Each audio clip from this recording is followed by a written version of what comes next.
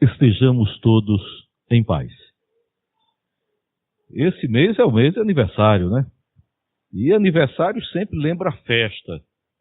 E festa, principalmente de aniversário, tem os aniversariantes, os convidados para a festa e os parabéns para aqueles que a gente precisa agradecer. Então, no mês de aniversário, o primeiro parabéns é dado para aqueles que vêm para a festa.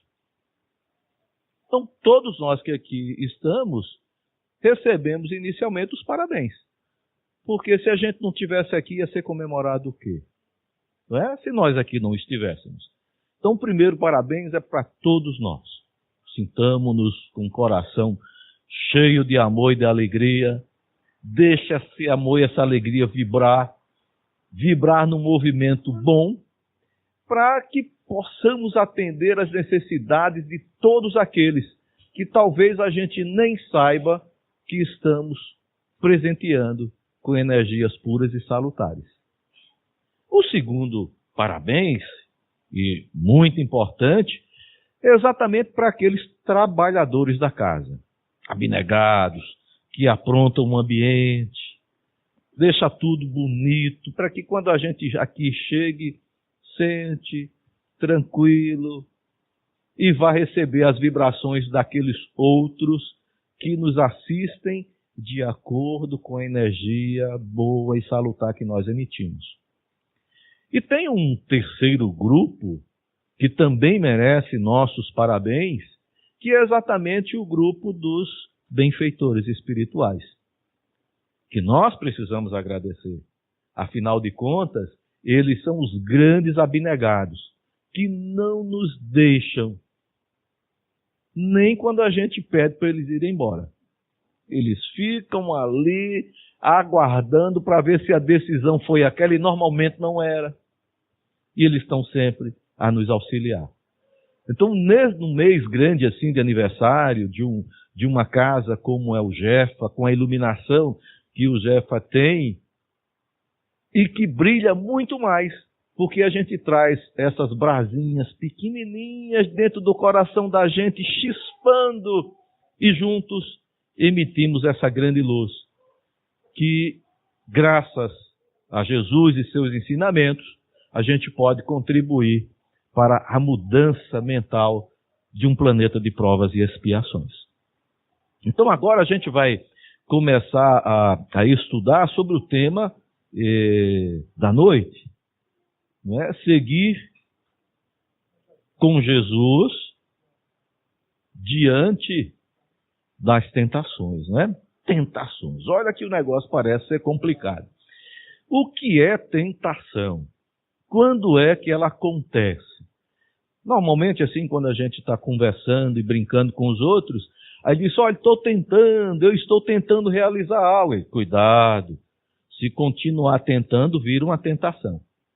E às vezes a gente não encontra uma saída para aquela tentativa, porque ela não está repleta de uma consciência que nos alonga a visão, também abre a visão para que a gente encontre saídas para determinados problemas, na maioria das vezes, no lugar onde nós não procuramos. Tem um ensinamento que a gente utiliza muito na psicanálise, às vezes, quando o indivíduo estava assim num ambiente bem luminoso, e de repente ele começou a procurar alguma coisa no chão. E olhava para o chão e procurando, e procurando, e procurando. E alguém chegou e disse, meu amigo, você está procurando o quê? Ele disse, uma chave. Disse, mas uma chave? Sim, uma chave. Posso ajudá-la a procurar? Ele disse, sim, pode ajudar. E depois de um determinado período de procurar naquele local iluminado, alguém perguntou e disse, mas você perdeu essa chave aqui? E ele disse, não, eu perdi ali naquela escuridão. Ele disse, olha, e por que você não vai procurar lá? E ele responde, olha, aqui, no lugar que é iluminado eu não encontro. Como é que eu vou encontrar no escuro? Aí a gente vai começar a pensar, será que nós estamos procurando a solução para as dificuldades que nós enfrentamos no lugar onde as dificuldades se encontram? Ou a gente prefere vir ao Jefa, um local iluminadíssimo, para a gente encontrar a chave que a gente deixou lá naquele outro ambiente? E que na maioria das vezes essa grande dificuldade nos leva a ter assistências espirituais e assistência também dos seres humanos que nos cercam, que nos levam a brigar do lado de fora. Abriga o desentendimento do lado de fora, porque eu quero encontrar a solução para os meus problemas aqui, porque aqui é que é o lugar. Quando, na verdade, se aqui fosse o lugar correto, a gente daqui não sairia. Nós iríamos efetivamente morar neste ambiente. Mas nós iríamos sentir também que depois de um determinado período morando aqui, iria acontecer a mesma escuridão do local onde nós estávamos antes. Porque o brilho não é da luz. O brilho é da conscientização. E mais especificamente, é da espiritualização daquele que quer evoluir. Aí nós dizemos, sim, e o que é que tem isso a ver com as tentações? Nós somos tentados a dizer que tudo. A maioria dos nossos problemas são evidenciados através de uma tentação ou de várias tentações. A tentação é algo que mexe interiormente com os indivíduos de forma a extrair internamente aquilo que nós precisamos tomar atenção para melhorar. De modo que nós precisamos tomar atenção para melhorarmos. Imagine que onde mais dói na gente é onde a gente precisa se modificar. A natureza, ela é sábia nesse sentido.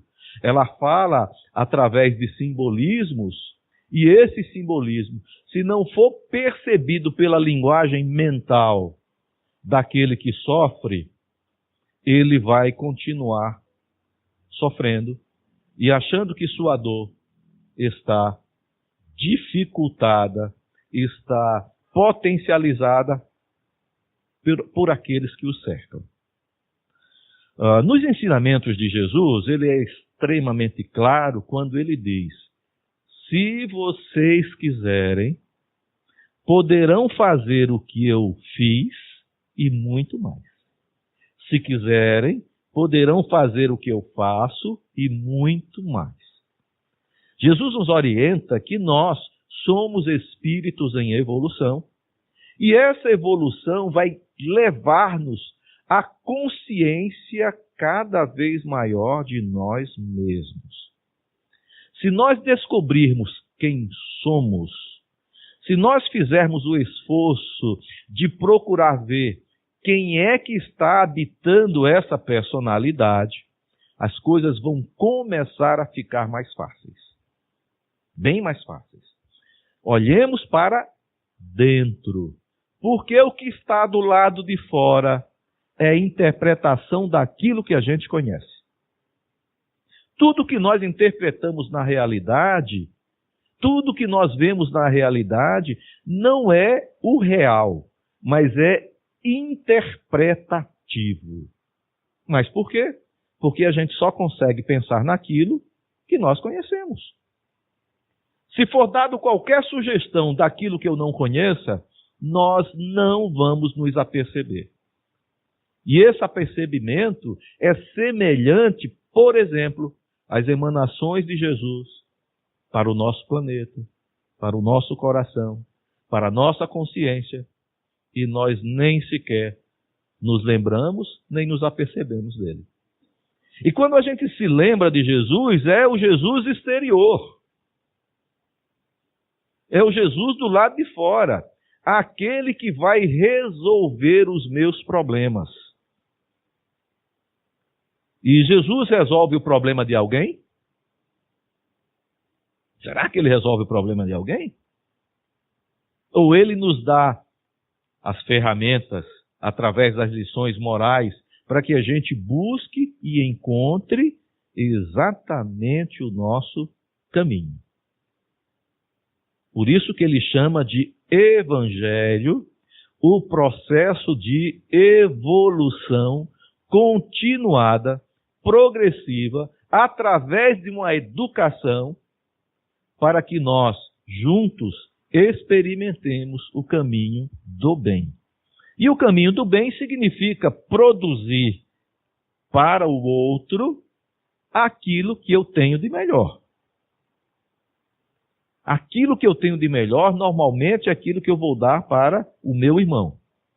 E em doando para o meu irmão, eu vou começar a ter a noção da criação e, consequentemente, do Criador. O processo que se transforma em amar é um processo de experimentação constante. Experimentação constante.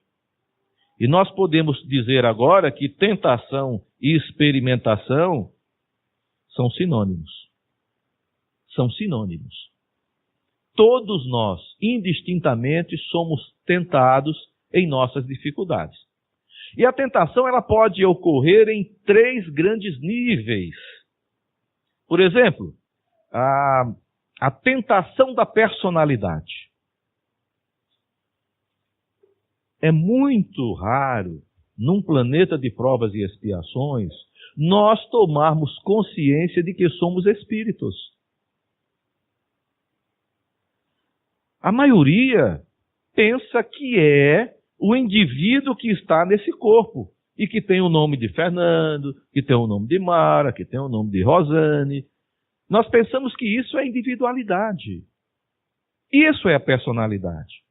É o primeiro modelo de experimentação para a consequente consciência ou conscientização de que somos espíritos. De que somos espíritos.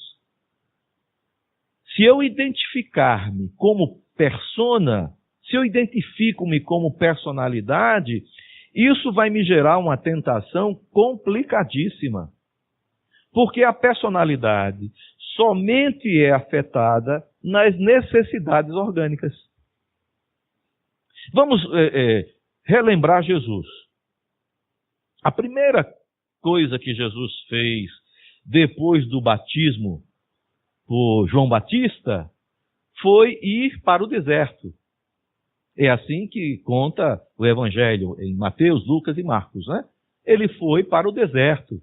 Passou 40 dias e 40 noites. E nesses 40 dias e 40 noites, ele sofreu 3 aspectos fundamentais de um processo de tentação. E a primeira tentação levada para Jesus foi exatamente a da personalidade. Para a maioria de nós, o que é essencial e fundamental é satisfazermos as necessidades do corpo. A gente vem para o centro espírita porque a gente está doente. E é por conta de uma infecção, de uma inflamação, de uma gastrite, de uma dor orgânica. A gente vem resolver nossos problemas da personalidade no centro espírita.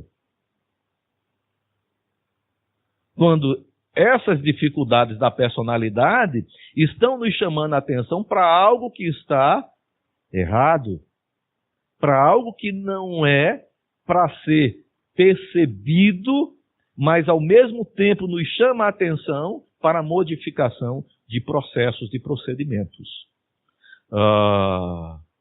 Aí Jesus foi lá no deserto, convidado pelo o nosso irmão Satanás, não é? E aí, Satanás, está lá no Evangelho, e como é que é essa coisa? A doutrina espírita diz que não tem.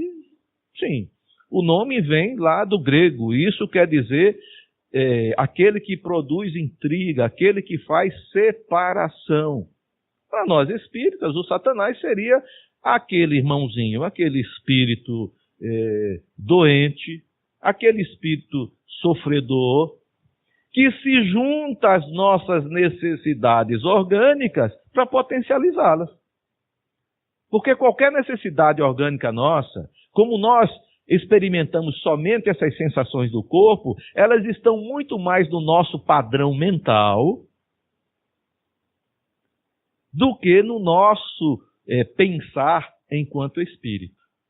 Então, qual é os problemas maiores da personalidade? São os problemas do ponto de vista instintivos.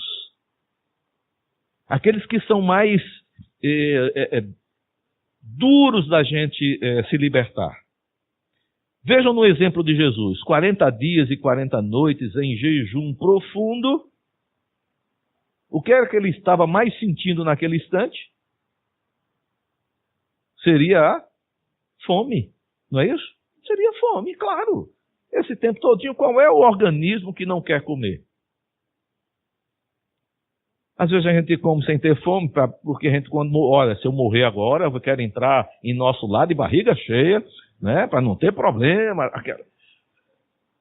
Quando a alimentação ela é exatamente para manter a estrutura orgânica. E aquele cara, o intrigador da história, que queria chamar a atenção da gente, diz, olha, tem muita pedra por aqui. E pelo que eu conheço de você, você pode transformar essas pedras aqui tudo em pão. E podia até dar umas marcas de pão aí, pão Recife, pão de Ló, não é? Você gosta melhor, acha melhor o quê? Pão de hambúrguer, pão de leite.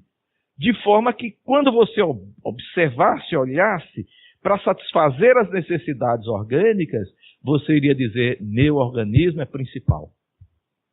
Eu preciso continuar satisfazendo o meu organismo. Não vou assistir a reunião do Jefa porque não tem um vestido novo.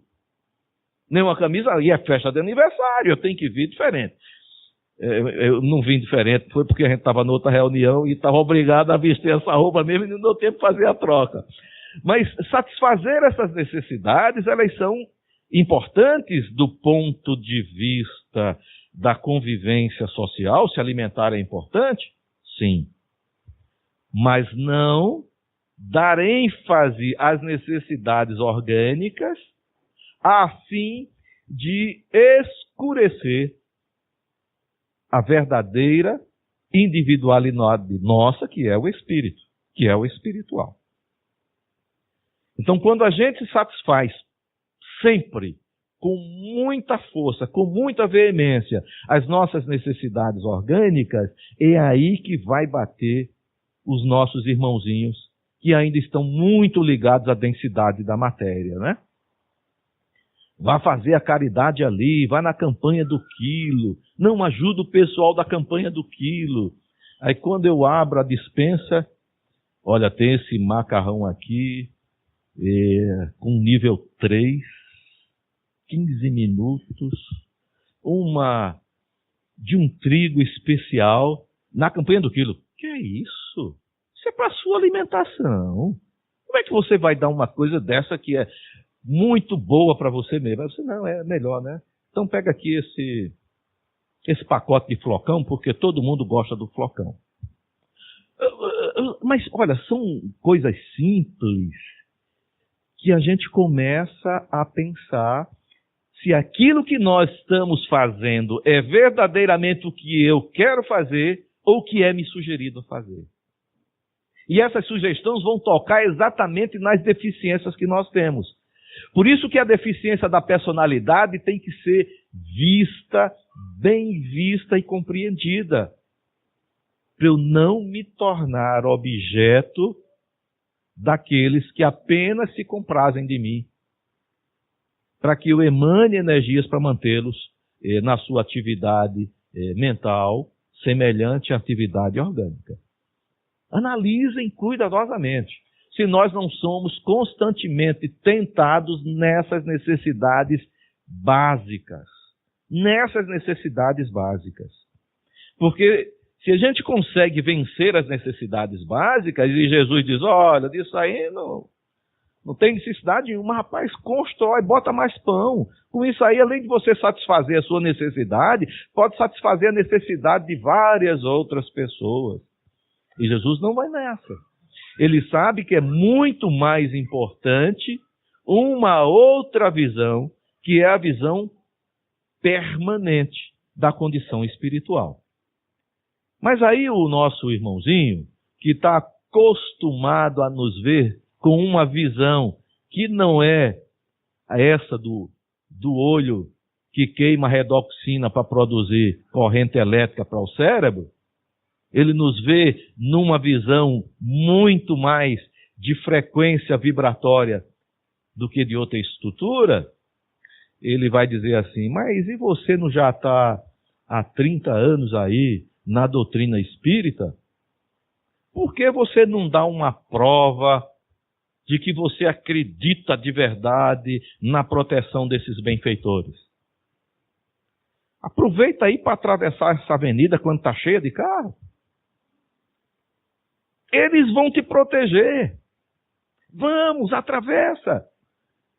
Aí vai que a pessoa acredite, não é? Que pode ser assim, esse nível de proteção, atravessa a avenida e é atropelado. Mas e aí ele disse, não, eu disse que era para tu atravessar, mas quando o sinal tivesse fechado. Não era com os carros passando, não. Porque pode acontecer exatamente isso. E de repente a minha crença cai por terra. Porque aquele que devia me proteger, não me protegeu. Mas aquele que devia lhe proteger, continua te protegendo. Mas como a gente precisa evoluir, ele não modifica as nossas decisões.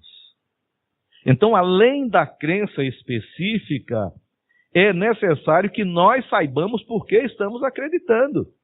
Porque o nosso outro problema, depois da personalidade, é o campo emocional. É onde tem uma tentação complicadíssima. A gente entra aqui no ambiente e olha assim e diz, sei lá, fulano está ali, não gosto dele, é melhor ir embora. Aí depois que eu identifico que fulano está ali, eu não gosto dele, vou embora, isso vai se potencializar cada vez mais. E vai passar para outro, e vai passar para outro, e para outro, e mais outro. De modo que às vezes a gente vai ficar recuado, porque nós somos emocionalmente muito influenciados. Olha, tem pessoas que têm benfeitores espirituais que o acompanham todo dia e diz tudo o que está acontecendo para ele.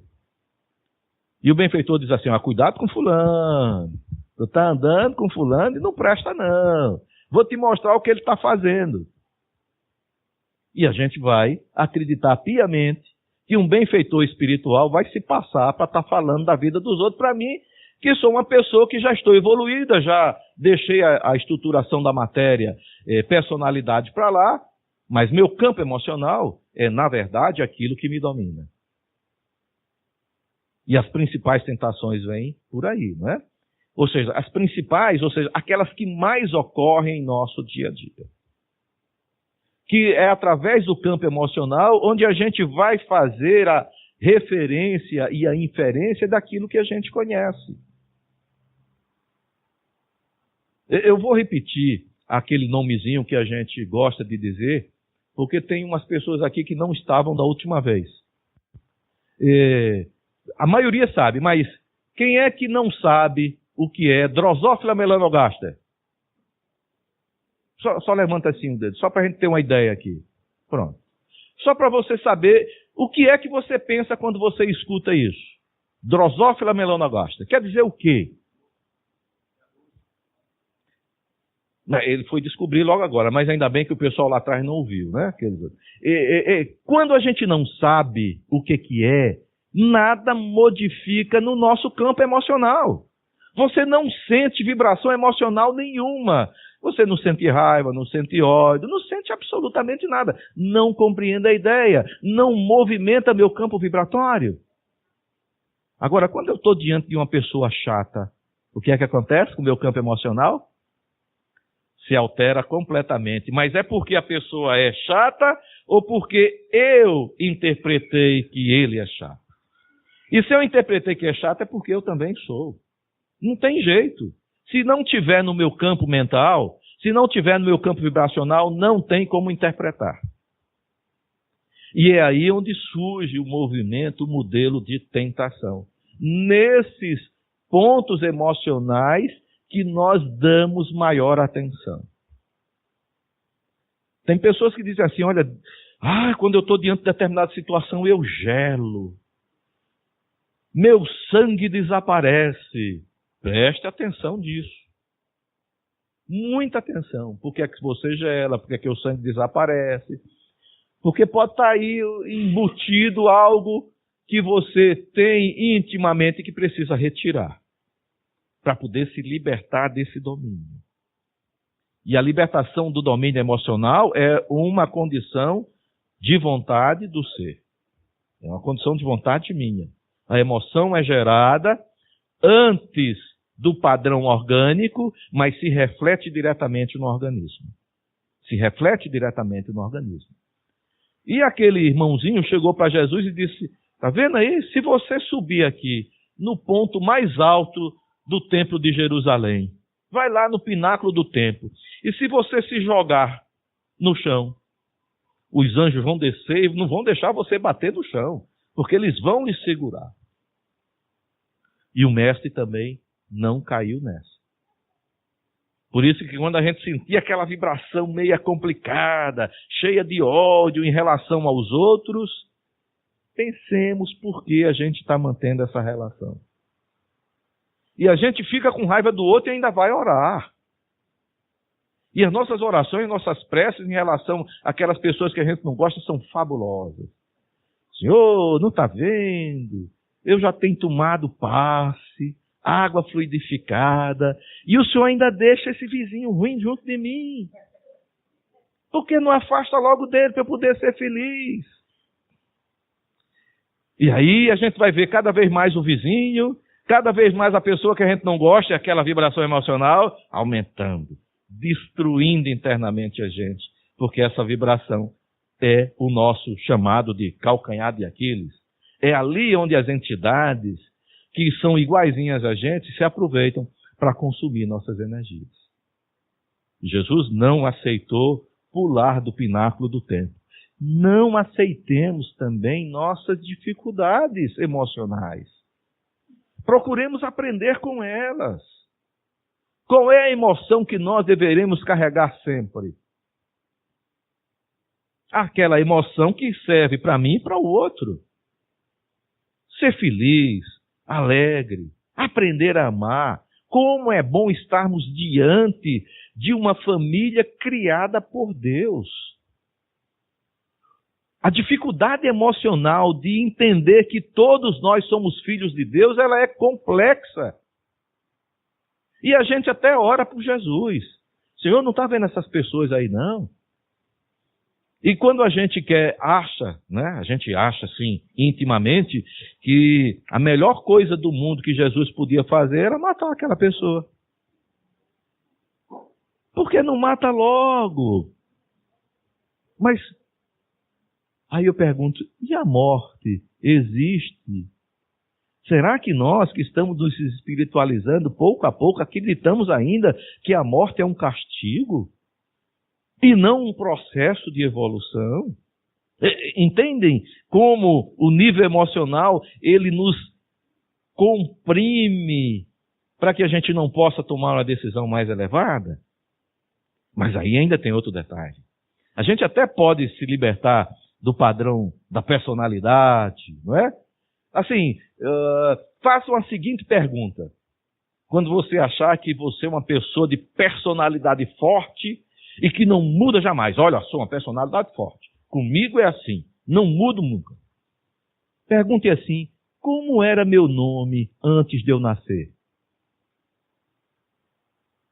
Já perguntaram para você um nome assim? Como era meu nome antes de eu nascer? Vão ter alguns que vão responder. Mas a maioria, onde a personalidade domina, não responde. E fica aquele vazio. E é bom aproveitar esse vazio para colocar ali pensamentos mais elevados. Tá? Então, se eu não sei quem fui antes, tenha certeza que não é essa personalidade de agora. Mas ela é importante para que você dê esse passo rumo a essa conscientização. O terceiro nível da tentação, e ele é também complicadíssimo, é o nível do intelecto. É o nível do intelecto. Eu posso me libertar da personalidade, do padrão emocional, mas quando chega no intelecto, principalmente quando a gente está ensinando o evangelho, somente para passar na cara do outro, que ele não está praticando a caridade. Olha, eu estudo o evangelho há muito tempo. E você precisa fazer isso. E você precisa fazer aquilo. E eu olho para o indivíduo assim de cima, na ponta do pé, como se ele não fosse absolutamente nada. E aí aquele bom amigo espiritual que está fazendo o nosso padrão mental evoluir diz, claro, você é muito mais inteligente que esse verme. Seus estudos estão levando você que devia dominar essa sociedade. O presidente do Jefa devia ser você, porque você estuda muito. Olha, não, presidente é pouco. Você devia ser, era o presidente do mundo. Entendem quando tocam nesse ponto que dentro da gente é fundamental porque ninguém estuda como eu estudo. Ninguém sabe aquilo que eu sei. E que eu estou acima do outro porque eu sei mais do que ele. E esse acerto de contas entre o meu padrão de orgulho, porque o intelecto leva o indivíduo a encher-se de orgulho. Aquele orgulho que é contagioso. Aquele orgulho que nos atrela a um passado. Aquele orgulho que não nos deixa avançar. Porque Jesus nos ensinou, né, no começo, que se a gente quiser, pode fazer mais do que o que ele fez. Veja onde vai a lição da humildade. Se você quiser, pode fazer muito mais do que aquilo que eu fiz. E tem pessoas que dizem, se eu não fizer esse serviço, ninguém faz. Porque igual como eu faço, não tem ninguém. Eu sou melhor nisso aqui. Olha, quando eu aplico um passe, a pessoa morre no outro, a pessoa melhora no outro dia. Porque minhas energias eu sei, já estudei muito disso. Tem essa, e aí onde vem, e aí onde nos toca o orgulho, e aí é onde nós nos encontramos em maior grau de dificuldade. Porque lembram que foi o que é que Mateus diz quando o nosso amigo inimigo diz a Jesus, olha, se você me adorar, eu vou dar para você os reinos do mundo todo. Todo mundo vai obedecer. Você vai controlar os exércitos, você vai controlar o povo, e controlar o povo é a coisa mais bela que a gente quer. Pode ter certeza. Porque a gente chega em casa, na família em casa, e diz, olha, se vocês fizessem como eu faço, não. Se vocês fizessem o que eu digo que é para fazer, vocês seriam felizes. Não façam como eu faço, mas façam o que eu digo que é para fazer. O nível do orgulho é extremo. É extremado. Mas nós percebemos que somos orgulhosos porque o orgulho é o sustentáculo primeiro da fascinação. E a fascinação não nos deixa ver outra realidade que não seja aquela que eu quero ver. E o Mestre Jesus nos chama a atenção nesse caso. Olha, não é por aqui. Não é desse jeito. O Evangelho será levado a toda a humanidade no tempo correto. No tempo correto. Porque se é uma coisa que existe no mundo que não acaba, é o tempo. E se há uma coisa que não acabe com o tempo, é o Espírito. Por isso nós temos todo o tempo do mundo. Mas precisamos tomar a decisão. Porque pode ser que o tempo que nós pensamos acabe para nós mesmos. Pode ser que esse tempo que nos controla no nosso padrão mental, achando que o tempo do Espírito é cronológico, pode ser que esse tempo acabe. E nós precisamos nos libertar desse movimento escravizante enquanto estamos caminhando na esperança de nos conhecer como espíritos. Claro que a experimentação se dá agora. Num planeta de provas e expiações, a individualidade vai sendo descoberta passo a passo. Encarnação a encarnação. Experimentação a experimentação. E a gente vai tomando consciência da gente. Mas para isso é necessário uma prática. Praticar é uma questão de vontade íntima. Eu preciso fazer com que o meu exercício me livre dessas tentações. E enquanto eu não conseguir me libertar, como proceder? Aí lá vem Jesus, em seus ensinamentos de humildade.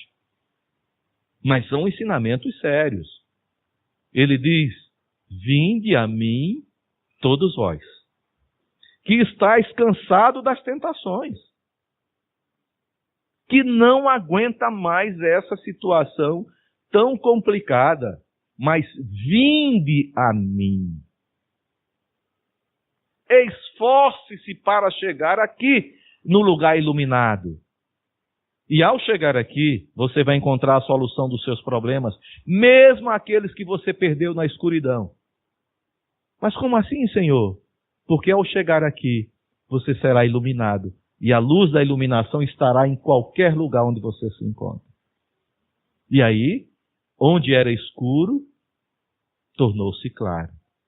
E essa clarificação é a clarificação da consciência. É a interpretação de mim por mim mesmo. É a visão do mundo exterior como o mundo exterior é. E eu aceito a interpretação do meu irmão e da minha irmã do jeito que eles interpretam. Porque indistintamente todos nós somos filhos de Deus. E é essa caminhada para Jesus, com Jesus, nos seus ensinamentos, que vai nos dar esse momento de sairmos dessa aflição e encontrarmos um local para repousar, um local para refletir, um local para encontrar naquele instante o exercício necessário para que aquilo não aconteça mais. É a orientação que o mestre dá àquela jovem que ia ser apedrejada, né? Ide, não pequeis mais, para que coisa pior não te aconteça. Então nós estamos aqui nesse caminho, coisas terríveis estão acontecendo, e no nosso padrão emocional, aquilo que é mais complicado no padrão emocional, por isso que ele faz uma ponte ligando o orgulho e a personalidade, é que quando a gente vai contar as nossas dificuldades, os amigos que estão em nosso derredor ainda dizem: ninguém sofre como você sofre. O seu sofrimento é o maior do mundo. E aquele sofredor que tem o maior sofrimento do mundo é capaz de dizer ao outro o que é que ele tem que fazer para se libertar do sofrimento dele, porque o sofrimento do outro não serve de absolutamente nada. Olhem os ataques como eles são, não é? Bem arquitetados. Mas tem que ser bem arquitetado. Porque para a gente mudar de sala de aula, a gente não tem que concluir o ano anterior com uma nota razoável, não é? Com a nota razoável. Essa nota está começando a cair, não é? né? Inventaram esse negócio do Enem, agora até com 450 pontos já dá para passar. Mas, espiritualmente falando, não é uma pontuação adequada. Porque na hora que você se deparar com a sua própria consciência, com um filme daquilo que você fez e que deixou de fazer, aí você vai dizer, foi pouco. E eu quero uma nova oportunidade. Quero passar outra vez por problemas que podem ser até diferentes, para eu não me lembrar anteriormente deles. Mas para enfrentar a personalidade, para enfrentar a emoção, para enfrentar o intelecto e o orgulho. Por isso a gente deve aprender a orar. O aprendizado da oração, que é o ponto de vibração mais amoroso que tem no íntimo de qualquer um de nós. Orar não significa exprimir as palavras. Porque senão a gente vai perguntar para o outro, olha, qual é a melhor língua para a gente orar, fazer uma oração? Qual é a língua que Deus escuta? Será que é alemão? Ou chinês? Ou russo? Hebraico? Aramaico? Português? Qual seria a linguagem efetiva para nós pronunciarmos em nossos momentos de oração? Qual seria essa linguagem? A linguagem do sentimento que habita no coração de todos nós, porque todos nós, meus irmãos e minhas irmãs, temos o coração sensível ao bem. Todos nós. Daí a necessidade da potencialização daquilo que é bom para a gente. E não daquilo que é ruim. Todos nós sabemos reconhecer o que é uma boa atitude, uma boa ação. Todos nós. E se eu digo que meu irmão é uma pessoa do bem, é porque eu tenho identificação com o bem. Não é somente a identificação com aquela pessoa que eu acho que não é tão legal. Eu identifico também com o bem, por que não potencializar isso? E essa potencialização ela só ocorre se eu quiser. E eu escutar internamente a mesma proposição de Jesus, vinde a mim. Ou seja, pratica o bem, faça o bem com a potencialidade boa que você tem. Qual é a potencialidade boa que eu tenho? Isso cada um de nós vai identificar. E é essa potencialização que nós devemos utilizar para as nossas orações. Você tem a potencialidade de ir para a campanha do quilo e voltar radiante? Então vá à campanha do quilo. Faça a campanha do quilo sempre que você estiver em grande dificuldade. Porque você vai receber aquilo que você pode doar. E aquilo que você pode doar, você pode receber. Você tem a potencialidade de visitar as pessoas no hospital e trocar energias salutares, e trocar energias vitais, então faça isso. E aproveite essa troca para você orar. Esse é o momento da tua potencialidade, é onde tua vibração está no nível mais alto. E se eu repetir isso mais e mais vezes, aquelas energias mais densas, de baixa frequência, vão sendo substituídas por outras de mais alta frequência. Eu gosto de ajudar as pessoas, então ajude, faça isso mais vezes. Respeite a sua individualidade quanto espírito. Respeite a sua carga crística. Aquilo que vai levar você à iluminação, a ser um co-criador do universo, junto com os outros benfeitores espirituais. Isso vai levar muito tempo. Não se preocupe com o tempo. Apenas utilize ele com a maneira correta. Não se ocupe com o tempo, porque você não produz o tempo. Nem perde, nem ganha. Mas se você puder, no tempo disponível, aproveitar essa potencialidade, faça isso mais vezes. Porque está contido nos evangelhos. É um ensinamento que o mestre dá para todo mundo. Para todas as pessoas. Porque evangelho não é leitura. Evangelho é prática. E é a prática que me leva à evolução. A prática me leva à compreensão. A prática me leva à espontaneidade. E nós estamos evoluindo quanto mais espontâneos nós somos. Quer saber quais são as nossas principais dificuldades? Veja a sua reação espontânea. Quando você fica com raiva do outro.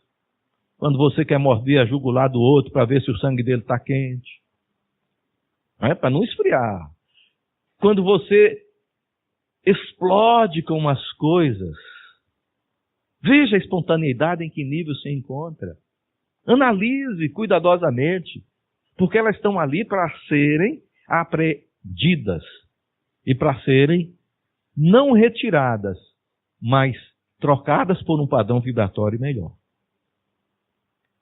Então, se eu faço mais prática do bem, as minhas vibrações mais densas, elas vão diminuindo pouco a pouco. Pouco a pouco. Não se preocupe em dizer, descobri uma dificuldade que eu tinha hoje. Ótimo. Começou o seu passo para a evolução. Porque o primeiro passo para evoluir é descobrir as dificuldades. Enquanto a gente não descobre dificuldade, enquanto a gente só tem coisa boa e os outros só têm coisa ruim, vai ser difícil. Não é? Não vai ser difícil da gente irmos um pouco mais adiante, de compreender as lições de Jesus, de trazer essas lições para o íntimo da gente, de aproveitar essas lições no íntimo, fazendo com que essa vibração auxilie aqueles que querem que nós não passemos para o próximo passo da evolução. Mas não é que eles vão se afastar, não, porque a maioria das vezes, quando a gente chega ali no atendimento fraterno, para a consulta espiritual, é para afastar. Não é? Aqui não é casa de afastamento, aqui é casa de aproximação. O amor une, o amor agrega, junta. O ressentimento é que afasta, não é? O ressentimento é que vai nos tornando cada vez mais pessoas solitárias. Mas, se a minha solidão me levar ao deserto, descubra as dificuldades que você tem e vença-as. Porque, na verdade, nós, quando encarnamos num planeta de provas e expiações, nós estamos num deserto espiritual, gente. A nossa relação com a sociedade como sendo aquilo que é objetivo, aquilo que é bom, aquilo que tem mais valia, nos deixa num deserto espiritual. E os espíritos estão lá. E os espíritos estão aqui, porque nós somos espíritos. Então, talvez essa nossa encarnação, a gente possa levar com semelhança aos 40 dias e 40 noites de Jesus no deserto. Essas tentações, essas dificuldades que nós encontramos nesse período de evolução que nós estamos atravessando, seja para nos chamar a atenção de que somos espíritos imortais, criados por Deus para sermos felizes. E o que é a felicidade? Escolha. Escolha você o que é felicidade. E trabalhe nessa felicidade. Porque se você é feliz, a vibração que você produz traz felicidade a todos que estão em seu derredor, mesmo que o outro não reconheça através de palavras que aquela vibração que você está emitindo é boa. Alguém até diz assim, poxa, como eu gosto de ficar junto de Mara, porque, olha, é uma energia tão boa. Você não sabe identificar que energia é, porque a felicidade que ela está exteriorizando tem um reflexo íntimo, interno, é bom, ela sabe. Eu recebo a energia e não sei, mas eu sei que é bom. Porque o bem que está implantado no coração de todos nós é que nos dá essa sensação. Então, quando a gente não conhece uma coisa, a gente vai experimentando, se apercebendo dela, através da sensação. A sensação é a interação primária com algo que a gente desconhece, que a gente não sabe dizer. O que é que você está sentindo? Não sei. Está doendo aonde? Também não sei. Mas está doendo, tá. Onde? Não sei. É algo que ocorre em todo canto e em lugar nenhum. Mas eu não sei dizer, porque aquilo é uma sensação. E essa sensação só vai ser modificada por um processo de experimentação que eu já tenha. E às vezes a sensação ela ocorre tantas vezes que chega num determinado dia, a gente chega para um amigo e diz, rapaz, eu estou com uma dor no cotovelo esquerdo e isso quer dizer que vai chover. Mas por quê? Porque toda vez que eu sinto essa dor, chove. Olha, a sensação ocorreu tantas vezes que você localizou num determinado ponto orgânico e vai dizer que aquilo é verdade, não é? Olhe, toda vez que eu sonho com isso, acontece aquilo. E a gente se esforça para que o sonho continue sendo interpretativo naquele modelo que a gente quer. Mesmo que não tem nada a ver, a gente encontra um viés. Porque nós estamos vivenciando somente o processo sensório. Quando nós precisamos vivenciar o sensório, mas com um nível mais alto para a espiritualização. É extremamente importante que a gente sinta as lições do Mestre na carne. Mas por que na carne? Porque ela está muito próxima de mim. Ela está dentro de mim, está me tocando profundamente. E a partir do instante que essas lições me tocam a carne, eu vou entender e estar disposto a auxiliar a qualquer um que venha me procurar, que venha precisar, seja do meu auxílio, seja da minha vibração, seja da minha interação com o Mestre Jesus. Então, meus irmãos e minhas irmãs, seguir os passos de Jesus ou com Jesus é uma tarefa que requer disciplina. E essa disciplina só é conquistada pela vontade. É uma vontade própria. Jesus não nos vai forçar a isso. Os benfeitores espirituais não irão nos forçar a isso. Porque aquilo que vai nos tocar é aquilo que a gente quer fazer. E quando a gente quer, a gente consegue. A gente consegue e faz. E aí essa vivência, ela é extremamente salutar. Porque além de produzir o bem intimamente, nós estaremos colaborando com os benfeitores espirituais para modificar a vibração do nosso planeta. Para que essa vibração nos leve, pouco a pouco, ao mundo de regeneração. E o mundo de regeneração, ela só vai acontecer se o nosso padrão interno estiver coincidente com o planeta de regeneração. A prática do bem não será mais por esforço. A prática do bem será por espontaneidade. Eu não vou analisar se eu vou fazer o bem para aquele ou para aquele outro. Eu apenas faço. Porque o bem não requer escolha. Ele requer aplicabilidade. É isso que Jesus nos ensina. É isso que ele chama de segui-lo. E tem mais. Seguir Jesus não significa que nós iremos avançar sem as nossas dificuldades. Pegue a sua cruz e siga-me. Pegue a sua cruz e siga-me. Venha junto. Caminhe pouco a pouco, passo a passo. As cruzes são pesadas, mas não são intransponíveis. As cruzes são pesadas até que eu descubra que através da lei de Deus, inscrita na minha consciência, através da prática constante da benevolência, da indulgência, do perdão, do trabalho consciente da conquista de virtudes, faça com que eu me torne maior, com maior sustentabilidade, para levar e carregar as minhas cruzes. Portanto, meus irmãos, vamos orar a Deus, nosso Pai, o Criador de tudo, agradecendo por toda a experimentação que Ele coloca em nossa existência. Repetindo como Jesus diz, perdoai nossas dívidas, assim como nós perdoamos aos nossos devedores. Porque só assim, somente assim, se eu fizer essa troca de informações, se eu fizer produzir essa disciplina internamente, eu vou pedir, como o filho humilde pede ao Pai, livrai-me das tentações. Livrai-me das tentações.